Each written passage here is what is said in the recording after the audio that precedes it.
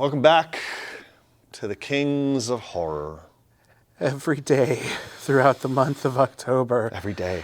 Ryan and I have been reviewing theatrically released horror movies. We're not going to get through it. Based on the works of Stephen King. Hang in there, buddy. We're getting there. We're getting there. Today, we are reviewing something good for a change. Frank Darabont's The Mist. In the wake of a violent storm, a peculiar mist descends on a small Maine town, trapping artist David Drayton and his young son in a grocery store full of people. It quickly becomes apparent that the mist is not safe to travel in, as there are otherworldly creatures big and small waiting outside. Inside the store, dividing lines are being drawn among the survivors, and Drayton and his son soon realize they're not safe. The Mist is the Stephen King adaptation we've all been waiting for. I think that Frank Darabont hits it out of the park. The casting is terrific, the creatures are amazing, there is just so much tension, it's dripping off the screen. I remember seeing it on a big screen and my palms were sweaty. It is so, so good. And that finale, man, what a punch to the gut. I mean, that will truly neuter a man. That ending is seriously one. I think it's one of the great endings in movie history. Yes. It is just. I mean, it's going from bad to worse to beginning. But dear it is God, an angry ending. It is angry. But you know what? I love it though. But it serves a wonderful function because the reason why The Mist works especially well for me, it's just fantastically shot, wonderfully acted across the board. I feel like this is a horror movie geared specifically towards atheists. Yes. This is a movie that posits, what if God existed? And not only that, what if it's the Old Testament scary, sacrifice-hungry God? Yeah.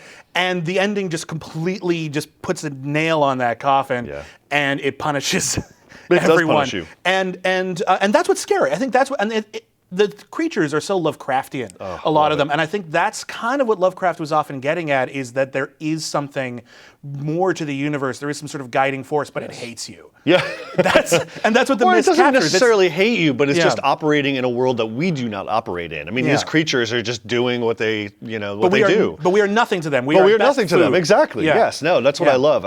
Everything about this, the performances are so great. Marcia Gay Harden has a character who, honestly, you think it shouldn't work. It seems like such a one-note religious zealot character, but she brings so much humor to it. Yeah. And you really believe that character. William Sadler is fantastic. Yes, he is. And, Tom Jane really sells it as a dad. Tom Jane, one of his better performances. Tom Jane is not necessarily what you consider like a truly great actor. He's a movie star. He plays Tom Jane, but here he's really adapted well to his strengths. Yeah. It's very, very effective. And I got to say, as much as I love this film on the big screen, the black and white version. The black and white version, this movie goes from amazing to instant classic in black and white. Yeah, absolutely. And that's what, seriously, this is the only other movie besides The Shining I'm giving 5 Kings to. This movie is spectacular in black and white. In color, it's like 4.5. In black and white, it is 5 all the way. This is an incredible motion picture. I agree with you, Bibbs. I would give this definitely 5 out of 5 Kings. I think that it just resonates. It holds up today, which is absolutely amazing. And everybody's bringing their A game, including Darabont. So yeah, 5 out of 5 Kings. Yeah, and come back tomorrow because one left. One left. We got one. What do you? I don't know. I might not hold it together. We're gonna make it, man. Okay. We're gonna make it. We're gonna